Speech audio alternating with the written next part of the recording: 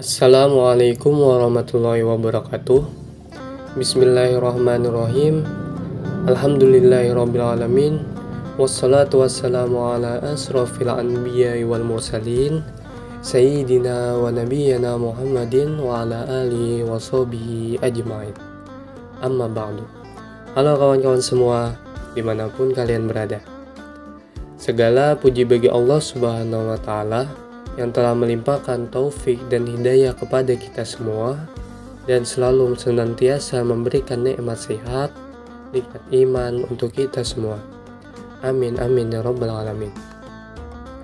Sebelumnya, perkenalkan nama saya Ahmad Fadilah dengan nomor induk mahasiswa 220104 010269.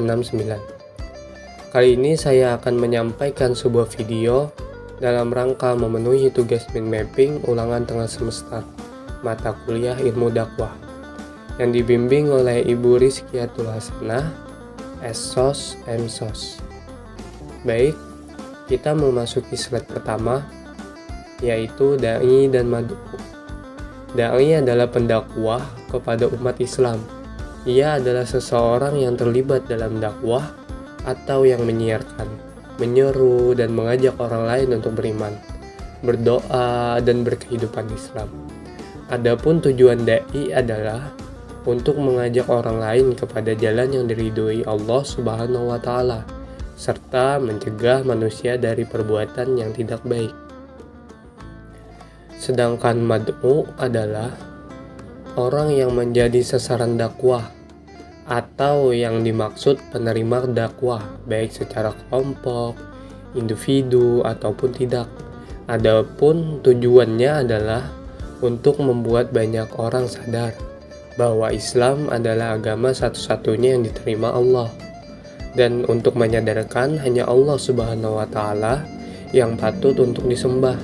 Maka pengetahuan tentang mad'u dengan segala karakternya sangat penting di dalam ilmu dakwah. Oke, selanjutnya konsep ilmu dakwah. Konsep ilmu dakwah terbagi menjadi 4 materi yang akan saya jelaskan pada video mind mapping kali ini. Yang pertama, tinjauan umum tentang ilmu dakwah. Yang kedua, konsep dan posisi, dasar hukum, fungsi dan tujuan dakwah. Yang ketiga, proses dan unsur-unsur dakwah. Dan yang keempat, objek studi ilmu dakwah. Baik, kita memasuki materi yang pertama, yaitu pengertian dakwah. Dakwah berarti menyampaikan ilmu atau informasi kepada diri sendiri, keluarga, khalayak umum tentang ajaran Islam sesuai dengan Al-Quran dan As-Sunnah. Adapun dakwah jika diterjemahkan dari bahasa Arab, pengertian dakwah secara singkat berarti mengundang. Dalam konteks Islam, pengertian dakwah adalah mengajak manusia kepada jalan Allah Subhanahu wa Ta'ala. Dakwah itu lebih kepada penyebaran pesan-pesan Allah Subhanahu wa Ta'ala dengan cara yang sama seperti yang dilakukan oleh para nabi-nabi terdahulu. Allah Subhanahu wa Ta'ala juga berfirman dalam surah An-Nahl ayat 125 yang berbunyi, A'udzubillahi minasyaitonirrajim. Ud'u ila sabili rabbaka bil hikmati wal mau'izatil hasanati wajadilhum billati hiya ahsan. Inna rabbaka huwa a'lamu biman dhalla an sabilihi wa huwa a'lamu bil muhtadin. Yang artinya, serulah manusia kepada jalan Tuhanmu dengan hikmah dan pengajaran yang baik, dan berdebatlah dengan mereka dengan cara yang baik. Sesungguhnya Tuhanmu dialah yang lebih mengetahui siapa yang sesat darinya jalannya, dan dialah yang lebih mengetahui siapa yang mendapat petunjuk. Adapun pengertian dakwah secara istilah menurut beberapa pakar adalah sebagai berikut. Menurut Ibnu Taimiyah menyatakan bahwa dakwah adalah seruan untuk beriman kepadanya dan pada ajaran yang dibawa para utusan-utusannya, membenarkan berita yang mereka sampaikan dan mentaati perintahnya. Adapun menurut Syekh Ali Mahfuz menyatakan bahwa dakwah adalah mengajak manusia kepada kebaikan dan petunjuk Allah Subhanahu wa taala, menyeru mereka kepada kebiasaan baik dan melarang mereka kepada kebiasaan buruk, supaya beruntung di dunia dan akhirat. Dan adapun menurut Profesor Dr. Andes Hamka menyatakan bahwa dakwah adalah seruan atau panggilan untuk menganut suatu pendirian yang pada dasarnya berkonotasi positif dengan substansi terletak pada aktivitas yang memerintahkan amal ma'ruf nahi mungkar. Jadi dari definisi-definisi di atas dapat disimpulkan bahwa pengertian dakwah adalah upaya menyeru atau mengajak manusia menuju jalan Allah Subhanahu wa taala yang memerintahkan manusia berbuat amal ma'ruf nahi mungkar. Selanjutnya, tujuan sistematik dakwah. Dari segi bahasa, dakwah berasal dari bahasa Arab da'a yad'u da'watan. Sistematika dakwah adalah rangkaian kegiatan yang terdiri dari beberapa subsistem yang saling mendukung dalam rangka mencapai tujuan dakwah tersebut. Dakwah ditinjau dari segi istilah menyeru untuk mengikuti sesuatu dengan cara dan tujuan tertentu. Adapun ungkapan para ahli ilmu dakwah, menurut Abu Bakar Zakaria, dakwah ialah kegiatan para ulama untuk memberikan atau mengajarkan kepada manusia apa yang baik bagi mereka dalam urusan dunia ataupun akhirat. Adapun menurut Syekh Ali bin Syahih Al-Mursyid, dakwah merupakan sesuatu sistem yang berfungsi menjelaskan kebenaran dan petunjuk dengan berbagai macam metode dan teknik seperti internet dan alat elektronik. Dan menurut Syekh Ali Al-Ghazali, dakwah merupakan program sempurna untuk menghimpun segala bentuk pengetahuan yang dibutuhkan oleh manusia agar dapat memahami tujuan hidup dan mampu mengarahkan menjadi orang yang lebih baik ke depannya. Baik, kita memasuki materi yang kedua, yaitu dasar hukum dakwah. Dasar hukum dakwah terdapat dalam Al-Quran surah Al-Imran ayat 104. Wal takum minkum ummatan yad'una ila khairi wa ya'muruna bil ma'rufi wa yanhauna 'anil munkar wa ulaika humul muflihun. Maka melalui ayat ini ada dua dasar hukum pelaksanaan dakwah sebagai sebuah aktivitas. Pertama, dasar hukumnya fardhu ain. Kenapa harus fardhu ain? Karena minkum di ayat tadi dianggap sebagai lil bayan atau lit taukid yang bermakna penegasan dan penjelasan. Maka di situ diwajibkan untuk seluruh umat manusia melaksanakan dakwah. Sementara dasar hukum yang menunjukkan fardu kifayah didasarkan pada penafsiran kata minkum di ayat tadi dianggap sebagai litab'id, artinya menunjukkan sebagian di antara umat manusia, baik fardu ain ataupun fardu kifayah. Dua-duanya adalah dasar hukum yang merujuk kepada surah Al-Imran ayat 104. Selanjutnya, fungsi dakwah. Adapun fungsi dakwah adalah sebagai sebuah petunjuk, dan dakwah Islam mutlak dilakukan agar Islam menjadi rahmat, penyejuk bagi kehidupan manusia. Bila kehidupan manusia menjadi baik, maka seluruh kehidupan alam lainnya menjadi baik pula. Tanpa dakwah, umat Islam dapat kehilangan arah, dan dengan dakwah, umat Islam menjadi saudara. Namun, secara dasar dakwah memiliki dua fungsi utama, yaitu fungsi risalah dan fungsi kerahmatan. Secara kerisalahan, dakwah dapat dipahami sebagai proses pembangunan dan perubahan sosial menuju kehidupan yang lebih baik. Sedangkan dakwah dalam fungsi kerahmatan adalah upaya menjadikan Islam sebagai konsep bagi manusia dalam menjalankan kehidupannya.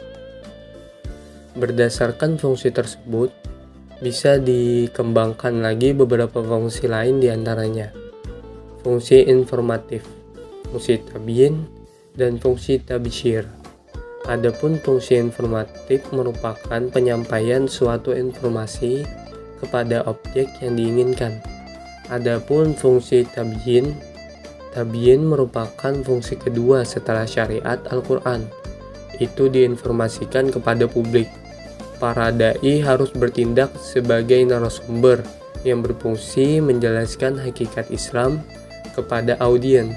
Karena itu tabyin merupakan salah satu konsep dakwah yang diperkenalkan oleh Al-Quran.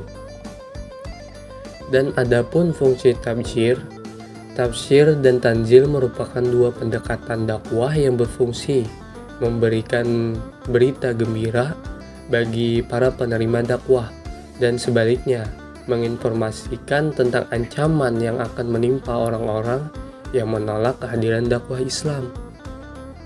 Adapun tujuan dakwah secara garis besarnya bisa terbagi menjadi dua, yaitu tujuan umum dan tujuan khusus. Tujuan umum ialah agar manusia memahami ajaran Islam sesuai dengan Al-Quran dan As-Sunnah, melaksanakan perintah Allah Subhanahu wa Ta'ala dan menjauhi larangan Allah Subhanahu wa Ta'ala. Kemudian, tujuan dakwah secara khusus ialah untuk mengatasi beragam aspek persoalan manusia, khusus yang terkait dengan agama, karena problematik objek dakwah bermacam-macam, maka bermacam-macam pula tujuan dakwah yang ingin dicapai, yaitu sesuai dengan permasalahan yang dihadapi oleh masing-masing objek dakwah. Adapun tujuan dakwah Islamiyah bisa diartikan sebagai upaya mengajak, meyakini, dan mengamalkan akidah syariat Islam. Wujud dari tujuan dakwah dalam Islam tak lain agar terwujud kebahagiaan serta kesejahteraan hidup di dunia dan di akhirat. Dari Abu Sa'id Al-Khudri radhiyallahu anhu berkata, saya mendengar Rasulullah SAW bersabda,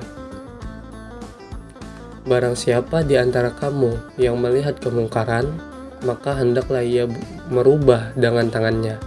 Jika tidak mampu, hendaklah ia merubah dengan lisannya. Jika tidak mampu pula, hendaklah ia merubah dengan hatinya. Dan itulah selemah-lemahnya iman. Oke, memasuki materi yang ketiga, yaitu proses dakwah. Proses dakwah itu adalah segala sesuatu, pelaksanaan ataupun metode dakwah. Itu disebut proses. Adapun metode dakwah terbagi menjadi 6, yaitu metode dakwah fardiyah, metode dakwah ammah, metode dakwah bil lisan, metode dakwah bil hal, metode dakwah bitadwin, dan metode dakwah bil hikmah. Adapun pengertian dari metode dakwah yang 6 tadi adalah 1. Metode dakwah fardiyah merupakan metode dakwah yang dilakukan seseorang kepada individu lain atau satu orang atau kepada banyak orang dalam jumlah yang kecil dan terbatas. Biasanya dakwah fardiyah berlangsung tanpa adanya kesiapan dan tersusun secara tertib. Yang kedua, metode dakwah ammah. Dakwah ammah adalah jenis dakwah yang dilaksanakan seseorang dengan media lisan yang diarahkan kepada orang banyak dengan tujuan memberi pengaruh kepada orang lain. Yang ketiga, metode dakwah bil lisan. Dakwah bil lisan yang adalah dakwah yang secara langsung disampaikan dalam wujud lisan, sehingga ada interaksi yang terjalin antara pemberi dakwah dengan orang yang mendengarkan dakwah tersebut. Dakwah lisan atau dakwah langsung, seseorang bisa langsung mendengarkan dan memahami apa yang disampaikan oleh pemberi dakwah. Jika ada hal-hal yang belum dipahami, maka orang-orang tersebut bisa langsung menanyakan langsung hal tersebut agar lebih jelas dan mampu dipahami. Yang keempat, metode dakwah bilhal. Metode dakwah bilhal merupakan dakwah yang mengutamakan perbuatan nyata. Dakwah jenis ini dilaksanakan dengan maksud tidak cuma membuat pendengar memahami arti yang disampaikan, dari dakwah tersebut, tapi juga mengaplikasikan sebagai perbuatan yang dicontoh tersebut dalam kehidupan sehari-hari. Demikian, orang yang mendengarkan dakwah tidak cuma memaknai sebuah kedamaian atau kebaikan dan keburukan, tapi juga mampu melaksanakan nilai-nilai kebaikan tersebut dan menjauhkan nilai-nilai keburukan dalam kehidupan sehari-harinya. Yang kelima, metode bitadwin. Metode dakwah bitadwin memasuki zaman global seperti saat sekarang ini. Pola dakwah bitadwin atau dakwah melalui tulisan, baik dengan menerbitkan kitab-kitab, buku-buku, majalah, internet, koran, dan tulisan-tulisan yang mengandung pesan dakwah sangat penting dan efektif. Keuntungan lain dari dakwah model ini tidak menjadi musnah meskipun sang dai atau penulisnya sudah wafat. Menyangkut dakwah bitadwin ini, Rasulullah SAW bersabda, "Sesungguhnya tinta para ulama adalah lebih baik dari darahnya para syuhada." Yang keenam, metode bil hikmah.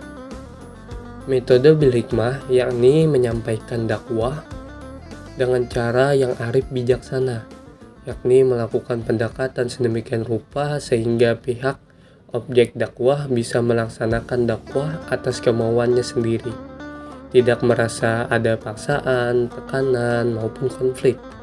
Kata lain, dakwah bil al-hikmah merupakan suatu metode pendekatan komunikasi dakwah yang dilakukan atas dasar persuasif. Selanjutnya, unsur-unsur dakwah. Kalau kita gambarkan, unsur dakwah itu ada 6. Yang utama ada 6. Yang pertama ada yang disebut dengan dai. Dai itu berarti pelaku dakwah atau subjek dakwah. Dai adalah mereka yang menyampaikan unsur dakwah. Yang kedua yakni maddah atau materi dakwah. Sumber materi dakwah dari mana? Yang utama dari Al-Quran dan As-Sunnah, maka itu yang disebut dengan maddah atau materi atau pesan dakwah. Dan yang ketiga ada yang disebut dengan thariqah. Sebuah metode itu sangat tergantung pada bagaimana keahlian seorang dai dalam menyampaikan pesan dakwahnya. Nanti yang menjadi ukuran adalah pesan dakwah A, B, C, D ini mau disampaikan dengan metode apa? Tentu tergantung juga dari maddah yang menerima pesan dakwah itu sendiri. Jadi metode yang ketiga, thariqah ini sangat penting dalam konteks pelaksanaan atau proses dakwah. Yang keempat, wailah. Wailah itu media dakwah. Media dakwah ini nantinya juga sangat tergantung bagaimana seseorang dai memilih media dakwah yang sangat tergantung pada media yang dipilih. Maddah atau pesan yang dipilih juga. Maka wailah ini termasuk unsur yang sangat penting juga dalam konteks pelaksanaan kegiatan dakwah. Yang kelima ada yang disebut dengan mad'u. Mad'u itu subjek atau penerima dakwah. Nanti pada prosesnya aktivitas dakwah ini sangat tergantung pada konteks dakwah apa yang terjadi. Yang terakhir ada atsar atau efek dakwah bagaimana setelahnya. Baik, kita memasuki materi yang terakhir yaitu objek studi ilmu dakwah. Berdasarkan objek kajiannya, ilmu dakwah itu objek material dari ilmu dakwah adalah perilaku manusia yang berkaitan dengan ajaran pokok Islam yang bersumber dari Al-Quran maupun As-Sunnah. Begitu, termasuk di dalamnya manifest dari ajaran tersebut dalam segala aspek dan kehidupan manusia. Jadi segala sesuatu yang berkaitan dengan perilaku manusia dan hubungannya dengan manifestasi ajaran-ajaran Islam, maka itu masuk objek material.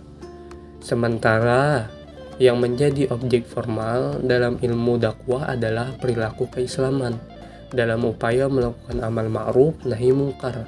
Makanya nanti di dalam objek formal ini kita membedakan bentuknya. Ada perilaku keislaman dalam konteks amal ma'ruf nahi mungkar, itu yang dilakukan secara tabligh, yang dilakukan secara irsyad, yang dilakukan secara tadbir, dan yang dilakukan secara tamkin. Maka itulah objek material dan objek formal dari ilmu dakwah. Mungkin sampai di sini video mind mapping saya dalam rangka memenuhi tugas ulangan tengah semester mata kuliah ilmu dakwah. Salah kurangnya mohon maaf. Wabillahi taufiq wal hidayah. Assalamualaikum warahmatullahi wabarakatuh.